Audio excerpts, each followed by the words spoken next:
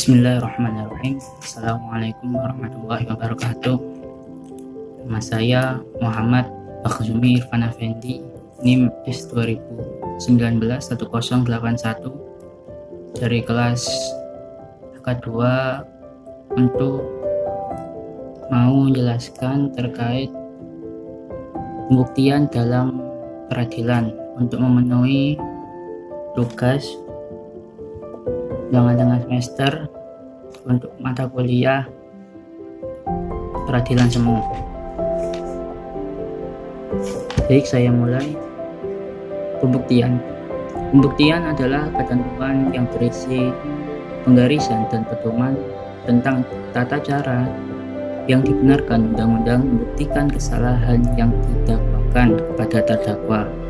Pembuktian juga merupakan ketentuan yang mengatur alat-alat bukti yang dibenarkan undang-undang dan boleh dipergunakan hakim untuk membuktikan kesalahan yang didakwakan.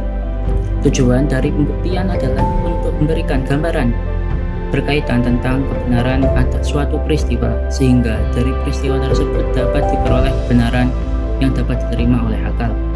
Pembuktian mengandung arti bahwa benar suatu peristiwa pidana telah terjadi dan terdakwalah yang bersalah melakukannya, sehingga harus dipertanggungjawabkan. Di dalam KUHP terdapat pasal 183 yang mengatur berkaitan tentang hakim tidak boleh menjatuhkan pidana pada seorang kecuali bukan sekurangnya 2 alat bukti yang sah. Dari atasnya memperoleh keyakinan bahwa suatu tindak pidana benar-benar terjadi dan bahwa terdakwalah yang bersalah melakukannya.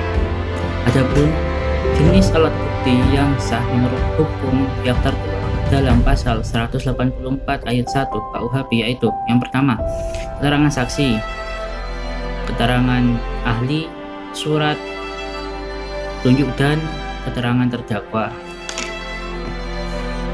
Di dalam KUHP terdapat beberapa sistem pembuktian yang lumrahnya sering digunakan dalam sistem peradilan, yaitu conviction in time atau sistem pembuktian berdasarkan keyakinan hakim pemerintah. Conviction in reason atau sistem pembuktian berdasar keyakinan hakim atas alasan yang rasional. Yang ketiga, positif Westlake teori atau sistem bukti yang berdasarkan undang-undang positif. Yang keempat, negatif Westlake atau sistem pembuktian berdasarkan undang-undang secara negatif.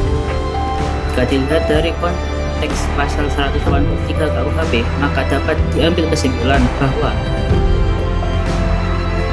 KUHP di Indonesia memiliki sistem pembuktian yang bersifat negatif atau Westlake negatif tadi, yang hal tersebut dapat dilihat dari praktek beracara yang lumrah terjadi pada pengadilan Indonesia, yakni upaya pembuktian dari masing-masing pihak dengan menghadirkan berbagai macam bukti-bukti beserta keyakinan hakim terhadap suatu kesalahan berdasarkan bukti-bukti tersebut.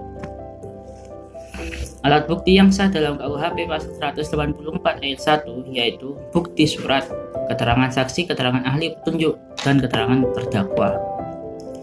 Bukti surat adalah bukti surat dalam konteks pidana, maka menjadi dasar dalam kekuatan pembuktian yang dibebankan kepada alat bukti. Surat tentu harus mengacu pada dasar hukum yang berpatokan pada ketentuan KUHP. Keterangan saksi dengan penjelasan ketentuan tersebut menyebutkan bahwa pasal 1 angka 26 KUHP, saksi adalah orang yang dapat memberikan keterangan guna kepentingan penyidikan, penuntutan, peradilan tentang suatu perkara pidana yang ia dengar sendiri, ia lihat sendiri, dan ia alami sendiri.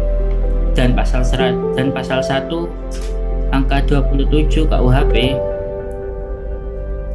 keterangan saksi adalah salah satu alat bukti dalam perkara pidana yang berupa keterangan dari saksi mengenai suatu peristiwa pidana yang ia dengar sendiri, ia lihat sendiri, dan ia alami sendiri dengan menyebut alasan-alasan dari pengetahuannya itu.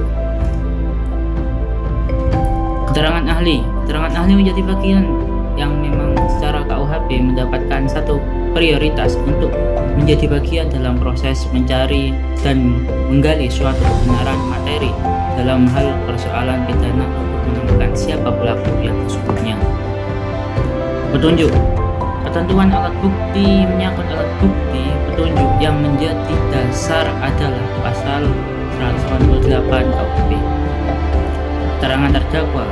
Proses pembuktian yang terakhir setelah rangkaian telah dilakukan, baik itu barang bukti, alat bukti, dan saksi-saksi yang dihadirkan oleh jaksa penuntut umum, dan termasuk alat bukti dan barang bukti yang diajukan oleh terdakwa atau kuasa hukum dari terdakwa itu sendiri. Maka keterangan terdakwa diberikan hak untuk memberikan keterangan di depan persidangan. Itu adalah penjelasan dari materi pembuktian. Jika ada kesalahan mohon dimaafkan. Assalamualaikum.